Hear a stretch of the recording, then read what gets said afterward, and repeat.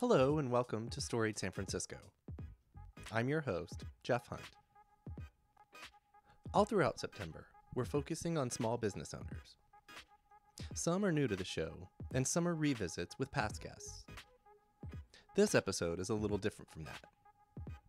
We'll meet Pop's Bar's owners, Spike and Tom, and hear a little from Charlie, one of the bartenders there. They'll recount the colorful history of the place, talk about taking over several years ago, and walk us through their business experience during the pandemic. Thankfully, Pop's is reopened. Stop by Fridays, Saturdays, and Sundays between 4 and 8 p.m. to support them. You can also find gift cards and a link to their GoFundMe at popssf.com. Special thanks to April Millich for introducing us to the Pops crew. Here's Spike, Tom, and Charlie. Pops has 80 plus years of history. Tom and I bought it in 2014. Wow. And when we bought it, we were looking for a quintessential neighborhood bar, and we were looking at a couple, and this was kind of one that popped up. The former owners a year before that had expressed interest in selling. And so we had a conversation with them prior to that, like a year, but they weren't sure. And so they were like, when the time comes. And I was like, well, when the time comes, give me a call. And the time came, and they did. And so then Tom and I had worked together at Madrone. He was running the Spike's Mic night there, which is our open mic night. And so I got to know his work ethic while he was doing that for a couple, 3-4 years before we did this. He didn't know that was part of my evil plan. Yeah. I was going to say, do you want to comment on that work ethic? It's wonderful. He's an amazing partner, and his work ethic is at the top of anybody's. I would put him up there with anyone. And it's been a great relationship to work together. Yeah, really has. So, when we did this, when we decided to buy this bar, everybody, it had so much, people loved Pops for so many different reasons, and as did we, but it just really had a sense of like neighborhood community that we were first searching for. And a lot of people didn't really know the history of the bar, and I'm kind of I was a history major in college, so I'm kind of a history nut. So the first thing I did is I started just going through old, microfilm files at the library, seeing what I could find. Right. And then you sent me the Tom. You got to go spend some time in the library. Right? True, I did. Oh, I couldn't be there all the time, and I was like, we got to get some more information on the bar, Yeah. And we kind of kept it.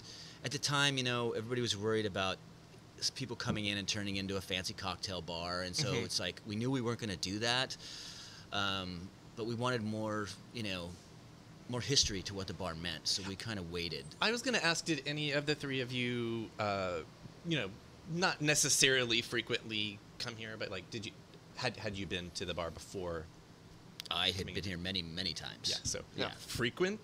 Did you I mean, I've been here. If I was over in this neighborhood, this was a spot that I would go to. Yeah.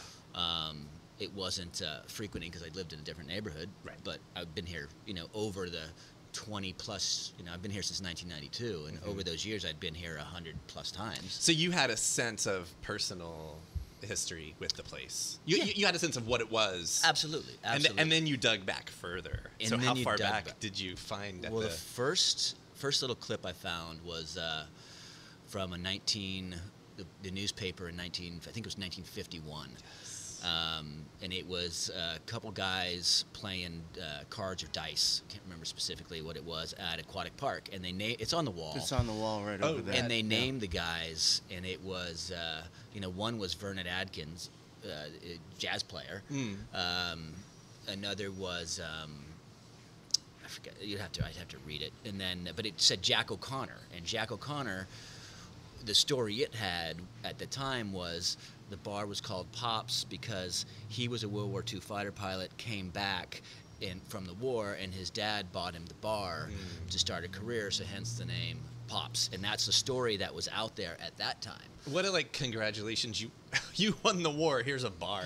Fuck. Well, I'm like, that might get me to sign up for the fucking army. You think back to the history of the city and how neighborhoods change, right. And it was Irish. It was an Irish neighborhood back then, yeah.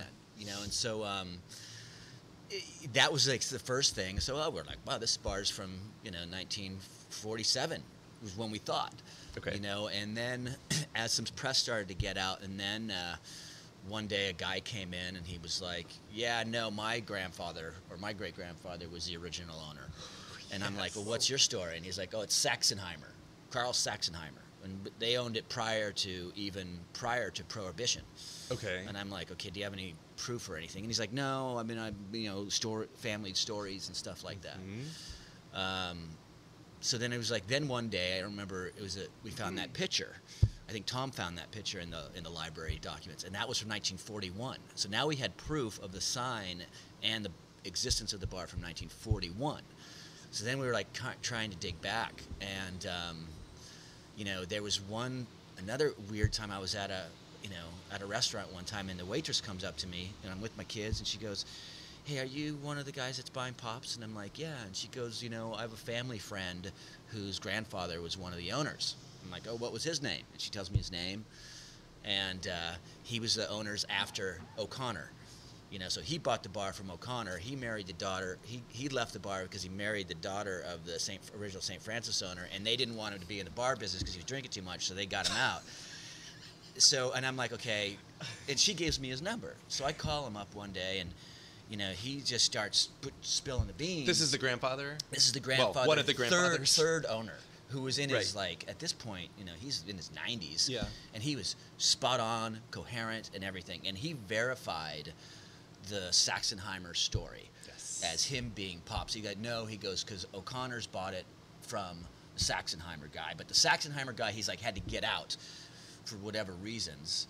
And because he was like, I think he was connected, and then he gave it to another family member who he didn't remember or know the name, and so that's that history, And so then through the years, it just goes it's basically every 10 years a new owner, and every 10 years it kind of changed the way they would operate, and the neighborhood was changing. So it was like it went from, a bootlegger's bar to a World War II Irish fighter pilot bar, to still an Irish working class bar, and then one guy's like, oh, I ran late night parties in here, So then it went to like a late night party, then it went to like a biker bar, then it was like then it was a lesbian bar, it was a skater bar. I mean, it's been so many different renditions. The Prietos were a Latino family who are our current landlords, so they had it for like 20 years.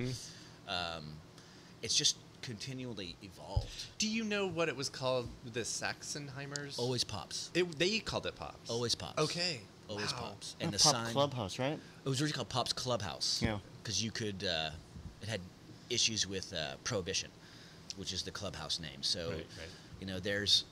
But it was above ground always? Yeah, and it was just down the street where the address is. It's on this block where it's nothing now. It's Punjab, right? No, Isn't it next door I to think it's Punjab. that park, right? No, the video. Yeah. The green video spot. Yeah, we're at Oh. right next to Punjab. Yeah.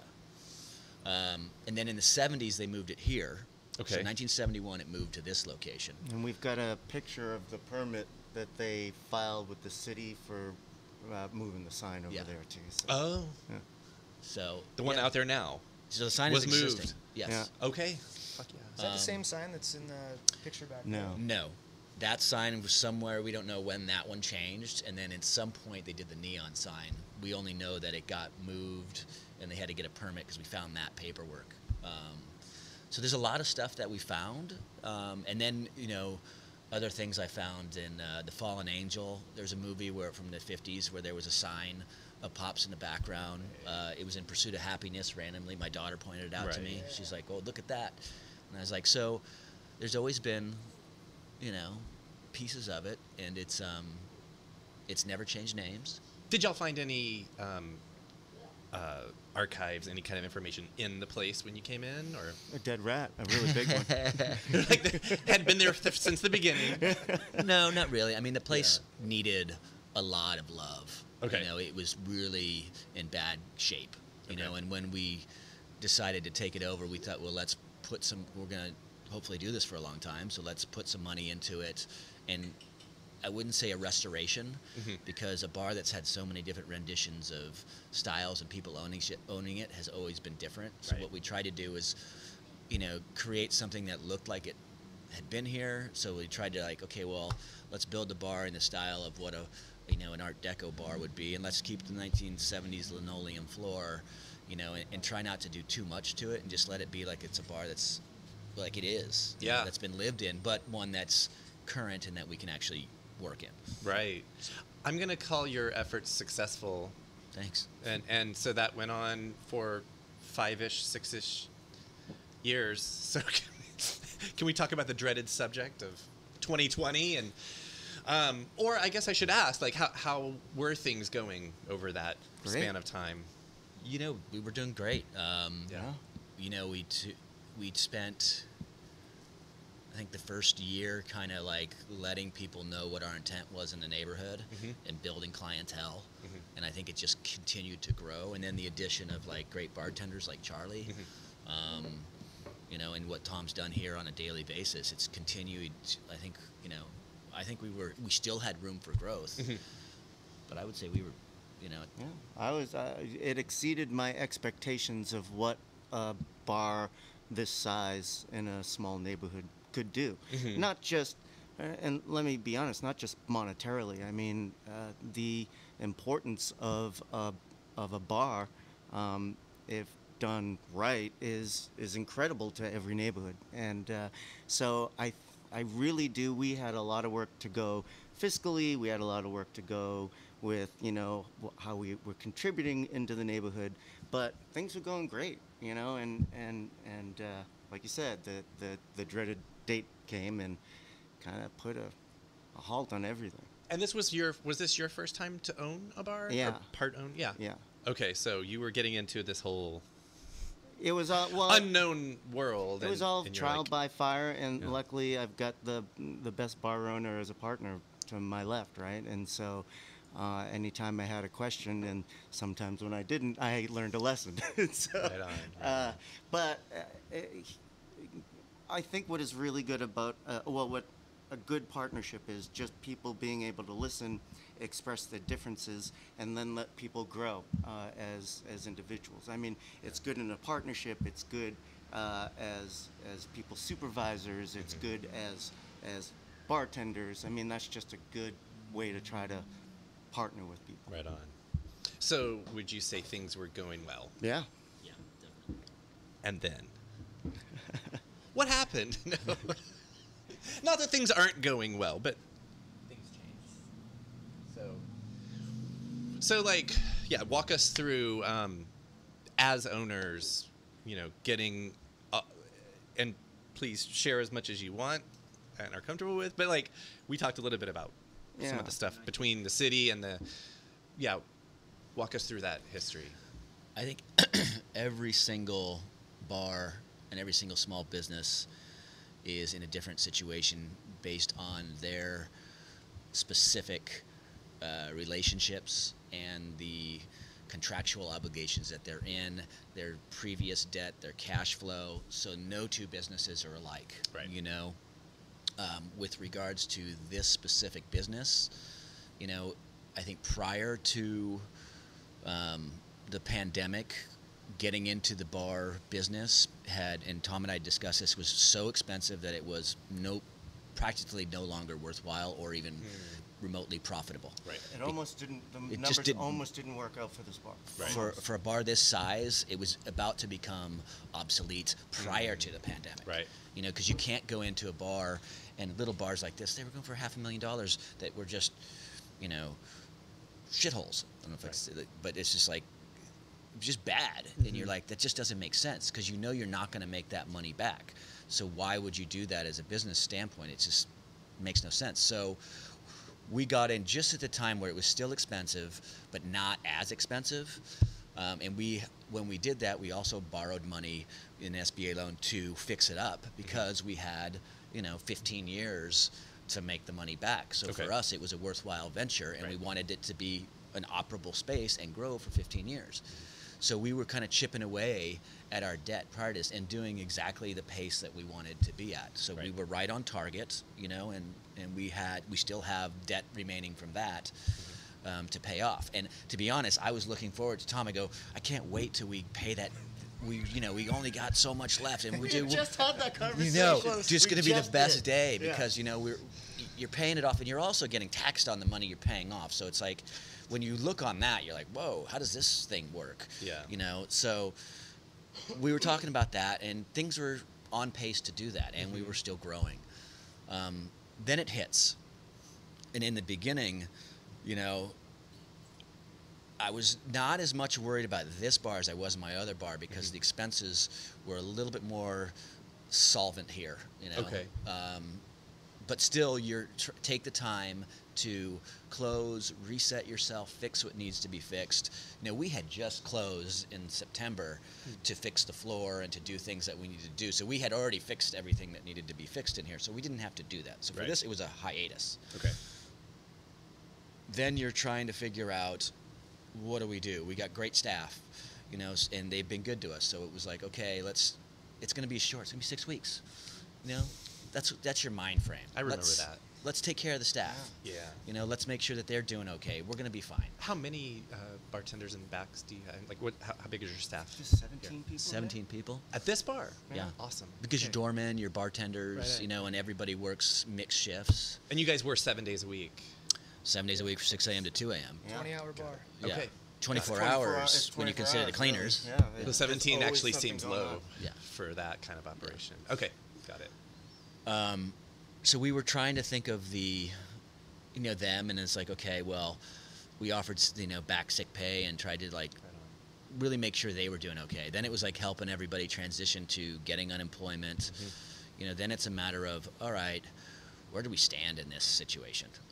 And it's like, how do we become solvent? And we had some cash saved, which we always had like a reserve. So Did you have to use the past tense on that?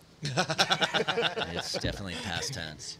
But we had a reserve, so in the beginning, I was like, our reserve will get us through, at least 3 months. Okay. That was kind of what we had planned. And it did, and then you're like, oh, wait, after that, nothing. And at the time, we didn't have any breaks from any, landlord or any of that situation. So we were still paying all of our full bills. And when you start to see it just disappear real fast, you're like, whoa, this is moving pretty fast. Yeah. Now we're working on government loans. So what's going to happen is when we do reopen, we are going to be right back where we started at square one, with more debt than when we originally opened. Right. And the thing is, getting open, we don't even know where getting open is. Right. Because we don't know when the end of this fucking nightmare. We haven't heard from Charlie. Can we just quickly, when did you come on? What did you think about working here? That kind of thing. What was your experience? I've lived in this neighborhood for about 7-8 years, Okay. and this has always been my favorite bar. I just love this place, and especially when these guys took over, it kind of changed the whole vibe, and I really fell in love with it. And I started working here December 2016. Okay. Yeah, and just loved it ever since. It's really cool. I live right down the street. I know everybody, and this has kind of just even broadened that.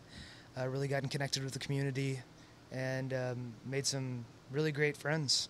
It's been a nice way to see the mission. Absolutely. Had you bartended at all before? Yeah, I'd bartended here and there. I was primarily just a musician and just kind of did little stints at different bars around the city. Some stuff in Boston. Okay. But this was the first place I ever really wanted to stick around. Oh, okay. Yeah. Oh, sorry. And you did till the world exploded. Yeah, well, it's still trying to stick around. We're figuring some stuff out. Yeah. So, yeah, we're going to experiment, and we'll be back. And then, so shutdown happens. Right.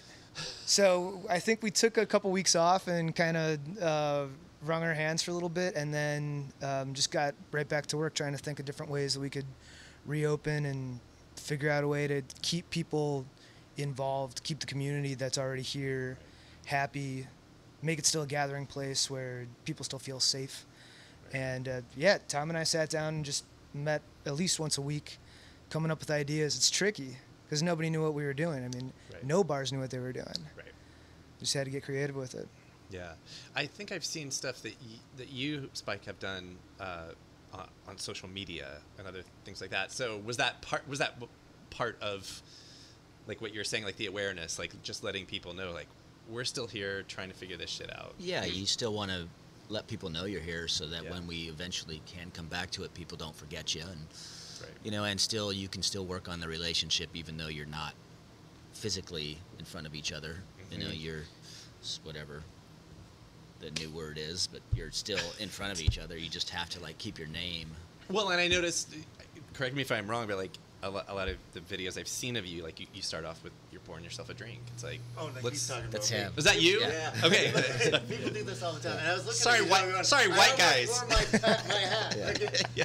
Tom's doing the videos. very much alike. Well, and I mean, hello. Yeah. But yeah. Okay. So, but that's like that. It's a form of coping in my mind. It's like what we're all doing. Well, Trying to what keep I'm some really sense of trying community. to do, right? I mean, first of all, I like talking. It's one of my favorite things to do. And since they take the bar away from me, what else am I going to do? Right. But really, the point of it is that through the pandemic, and I'll get to that. I just remember when they first told us that we were going to be closed. I was like, okay, I get it, and you know, we'll be back. And so I felt like the government was making really good decisions that were really difficult. The local government. Yeah, the Okay. local government. We have to Yeah. delineate Yeah, anymore, sure. right? And I have been on board with all of their decisions to try to curb what we don't understand. Right. Right. Never questioned it. But when they started reopening processes and when they started making different rules for different people, and I don't care what they say they are, you can go to any part of the city and you'll see all kinds of crazy stuff going on. Yes. Sometimes they decide to do something about it, and Right. sometimes they don't. Right. I'm trying to just show a little bit of frustration without being too complainy, Right. and just point out that people are being ridiculous and we all need to get on the same page. Yeah. And so that's what those are really about. And like Mike said, like we both are, and he posts in his own manner to gather the community around them, right? So we're not going anywhere. You know, we'll be back, and I'll keep those videos going until we all figure something out. But Do you guys have now for this bar a concrete plan, like something in motion or something that will happen shortly? yeah, Okay. come the 14th, 15th, either whatever the closest weekend is to the 14th. Very soon. Okay. We're going to start our, we don't have a parklet yet, but we do have a sidewalk permit. Right. So we're going to start that. We'll start our to-go business with the food that we are required to sell. Can you say what that food's going to be, or who's going to make it, or do you know yet? I have plans and I have people, but I haven't set anything in stone yet. Okay, we'll skip over that part. But like Well, like the food's a real item of contention for me. I mean, Is it? It really is. It's I mean, important. Well, look, honestly, every bar has been open and never served any food whatsoever. I have served people 3 drinks and they've walked themselves home. No food then. Why food now? right. If you trust us in our ability to do our job, then trust us to do our ability to the job just outside of our wall. Right. You know, it's right there. Mm-hmm. This is what we do for a living. And are these the windows that you had mentioned? Yeah. So you're going to be serving from these windows. That's right. Music. Are you going to kind of like? What else besides just like bare bones tables and windows are you going to So be doing? we will be doing some acoustic music, but we have to be very careful of, you know, noise and people congregating. But yeah, we plan on doing, I've got, between Charlie and I and Mike, we know a lot of musicians all looking for work. Nice. And you'll see the drum kits and some of the stuff behind us. Mm-hmm. We see music here at Pops, and I think over at Madrone too, as the vehicle to get ourselves out of this and help people along the way. Musicians like Charlie, like me, artists like Mike. Like we're going to be using art as our vehicle to propel these bars forward. Do you have a date yet? Or is it specific, or is it for all that? To Yeah. start? So September, I would say September 17th, right? Okay. That's all kind of I can think of. If you guys want to throw anything else in, thoughts of hopes, dreams. You know, I think I got a few things I'd like to throw in. Let's throw it. One, the food thing is, I'm going to just jump on that a little bit because I think it's also, as I've been doing it, you know, at my other place, I feel it's, in a sense, I'm looking with some other, you know, bar owners about even suing the ABC. Okay. We wrote a nice, big, long, lengthy letter to the director of the ABC, or to the state of California, actually, because talking about the food requirements and why we felt it was unjust, and things we could do to do that, you know, properly and with responsibility. And that's the thing is, we've always been responsible, and even from the day one, we thought this was the right thing to do. And we think that responsibility can happen, but we have to be given the opportunity. So I also feel that the food thing is, in a sense, somewhat discriminatory, because there's, you know, a guy wants to come up and just have a beer, you know, and maybe he can't afford the, you know, the $12 burger or whatever, and he shouldn't have to, Right. you know. So there's a lot of issues socioeconomically about that, and in a neighborhood that's more working class like this, Right. I think that should be considered when it's not. Right. Other things that are driving me batshit crazy are that, you know, there's the CARES Act money that's going from the federal government to the state, and then the state is giving it to each city. Okay. Now you can go into, and I have them all listed on my computer at home, there's, I think, 18 cities that have already allocated CARES Act money to small business in different capacities. Let's just take Sacramento, a California state. They were just given $7 million on their first batch and another $7 million on their second batch to live music venues. Oh, wow. Okay? That's directly for them through the arts grant funding. Now, the city can do whatever they want with that money, and the city of San Francisco has done zero thus far to assist small businesses. A lot of things they're doing are minuscule. They're, you know, we're going to waive or defer, we're not going to waive, we're going to defer your unsecured property tax. We don't want deferrals. We want abatements. We don't want more debt. Right. You know, and they can do it, but I don't think bars, we've never been organized as a group because we've always like stay out of the limelight. But what I've realized in this when I've been dealing is that there's groups like Alcohol Justice that are powerful, you know. And Is that local? that's San Francisco, it's statewide. It Statewide, might be okay. nationwide, but they're powerful, and they are they have their groups together and they have their voice, and we have to, as bars, especially as 48 bars who don't serve food, we have to have a voice in this. You know, live music venues are particularly the ones who are going to be hurt. You know, a bar like this, we're going to be able to open in some capacity, but music venues, they're shit out of luck. Right. You know, because you got to book bands, you got to book. It takes time to book tours. It's not like you just open your doors and you throw a band on the stage and you sell tickets. Right. You know, so there has to be city, state, or federal help in some capacity, and without that, once people dry up on this PPP funding, you're going to see them just start shutting down one after the other, and Right. that's not right, because it was already hard enough for musicians to make a living in San Francisco, and it's going to be way harder now, and that's frightening.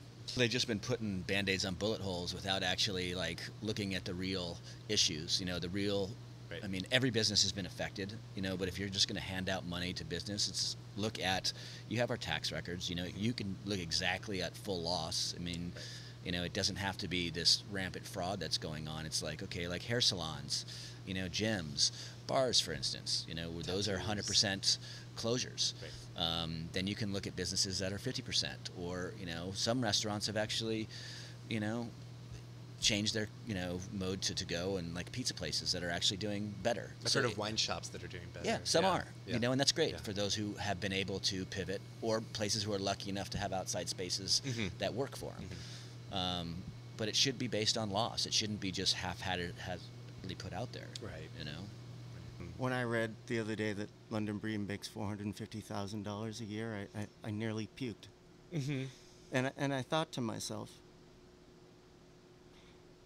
if you're a good leader, you make some sacrifices, even if it's just for show. She makes $450,000 a year. She, amongst other government officials, has said to employers and employees, you know what? Don't make any money. It's for the greater good. Right. I buy it. But you're making $450,000 a year. What do you need to survive on, Breed? Any supervisors? What do you really need to survive on? put that back in the pot. Show your leadership. Right. If Mike and I have had multiple times when money has had to come out of our pockets to help the people around us. Right. That's what you do as a leader. Yeah. They ain't doing it. Yeah. And that's what's so disappointing to me. Yep. But I do want to end on a note of me being grateful, because this has been, having this bar and the best staff in the world and the best neighborhood in the city has been nothing but inspiring for me. I have really felt like I've become part of the neighborhood. You know, people come in this bar all the time and they say, my grandmother was married here. You know, I met my wife here and we made out in that nasty photo booth for an hour and a half. We have gone to funerals for people in the neighborhood, for staff members. And so I just want to make sure that that we don't come across as we're complaining, because we're not. No. We are grateful. I am grateful. And nobody wants places like this, whether it's Pops or Madrone or Juniors or the Blind Cat. Nobody wants these places to go any place. And so just want to make sure that everyone knows we're all very grateful and we don't want to go anywhere, and we're doing all we can to stay here and be part of the bigger picture.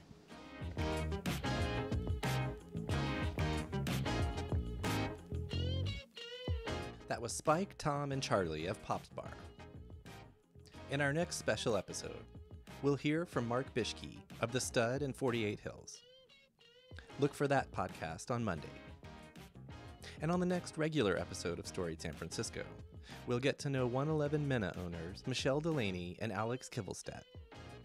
Please join us for episode 35 next Tuesday. Music for Storied San Francisco is by Otis McDonald. Photography is by Michelle Kilfeather. The show is hosted and produced by me. Michelle and I have produced more than 120 episodes over the last 3 years, and you can find them all over at our website, storiedsf.com. We're on Twitter, Instagram, and Facebook, as well as just about everywhere you can listen to podcasts. Please subscribe to stay up to date on all the content we publish. And if you have any feedback for us, or you just want to say hi, our email is storiedsf@gmail.com. Thanks for listening. Stay strong, stay safe, and stay healthy. This podcast is a proud member of the BFF.FM podcast network. Learn more at podcast.bff.fm. BFF.FM, best frequencies forever.